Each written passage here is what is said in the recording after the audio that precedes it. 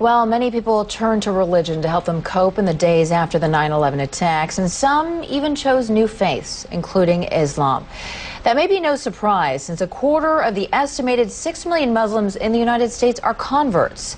Delia Gallagher looks at two people who chose that path.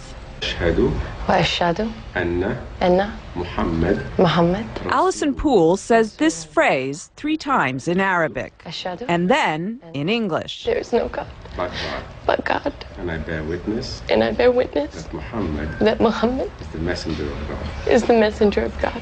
And her conversion ceremony is complete. She's now a Muslim. Moments later, she'll marry Sammy and become Allison El Gamal. But Allison, who was raised a Southern Baptist in North Carolina, says faith, not marriage, made her want to become a Muslim. I think for a long time I've been looking for something. There's been like a piece missing. Always one little thing that maybe wasn't right. At a ceremony marking the Muslim holy month of Ramadan, she explained why Islam appeals to her.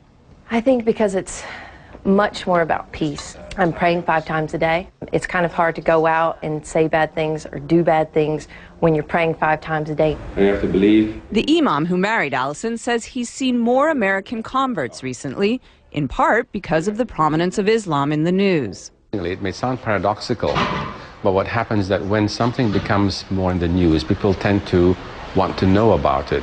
Allison says she was already on a spiritual quest when she began to hear a lot about Islam post 9/11.